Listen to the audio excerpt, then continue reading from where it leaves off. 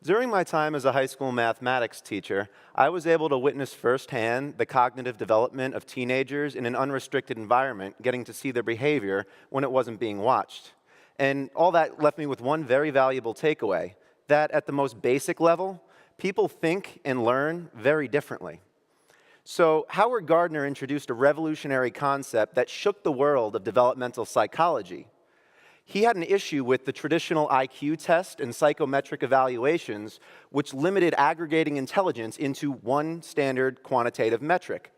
He felt that intelligence encapsulated a much wider range, and that the current tests weren't doing enough to aggregate that. Now, he proposed this theory of multiple intelligences, which kind of gave a whole new perspective on how people think, how people learn. It widened that range a little bit. And he felt that the traditional IQ test focused into what he keyed in on as the mathematical, logical, and the verbal linguistic intelligences. But that theory was latched onto by those in the education community and misapplied. They did everything from open multiple intelligence charter schools. They prescribed motions to boost a child's intelligence-specific abilities. Basically, they took his theory, ran with it, and because of it, it faced a lot of blowback from the psychometric community.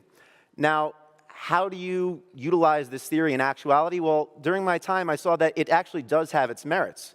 When I was able to differentiate my lessons using these multiple intelligence activities that targeted them, I found that the students were much more engaged.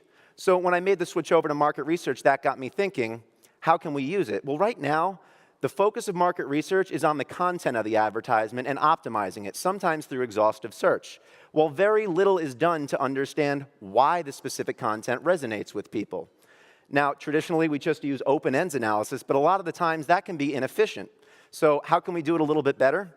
Well, thinking about how consumers learn and how product information is disseminated to consumers, you think about academic learning versus purchase intent.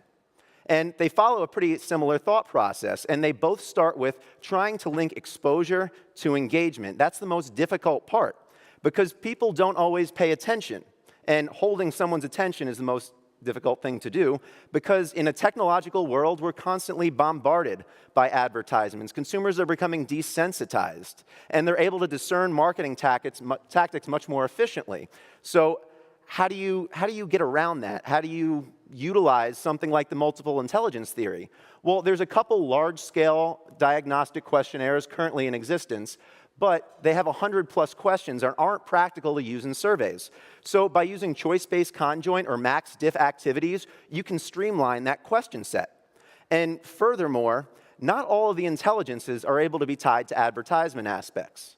I believe that only 5 of the 8 intelligences that Gardner identified can be directly linked to advertisements. So that will, again, further reduce the question set required and allow it to be utilized in the context of surveys. So what are these intelligences?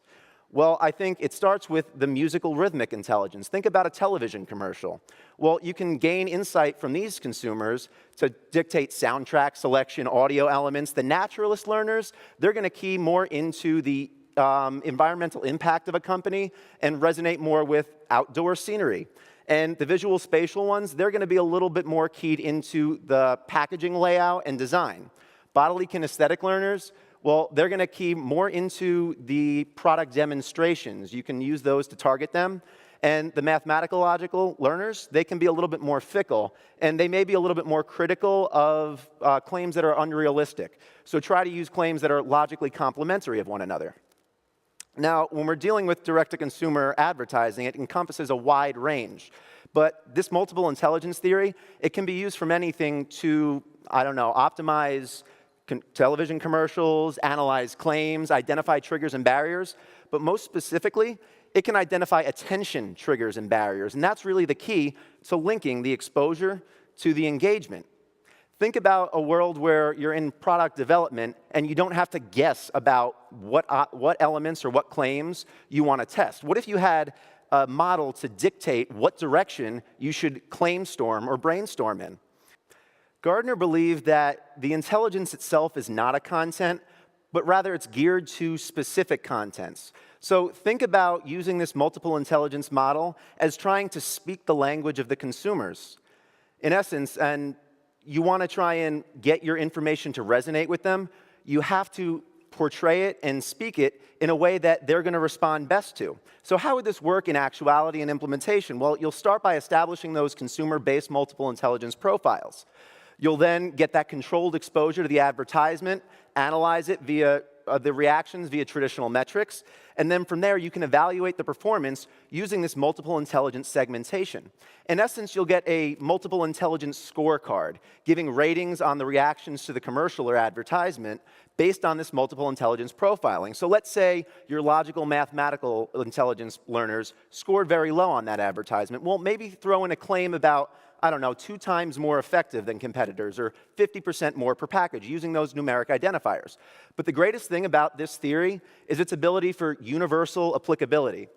Geographic, cultural, and socioeconomic factors are virtual non-issues because this targets the consumer's subconscious, the way people think. And as the brain is an organ, it's going to operate the same no matter where you are in the world. Now, given the growing prevalence of voice and digital marketing, the way we think about direct-to-consumer advertising has to evolve.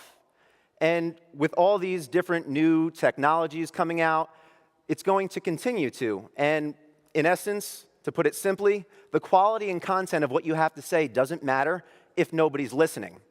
So I'll leave you with this. Gardner's quote, "The big challenge facing the deployment of human resources is how best to take advantage of the uniqueness conferred on us as a species exhibiting several intelligences." So with this call to action, let's not settle for smart marketing decisions. Let's graduate to the world of intelligence marketing.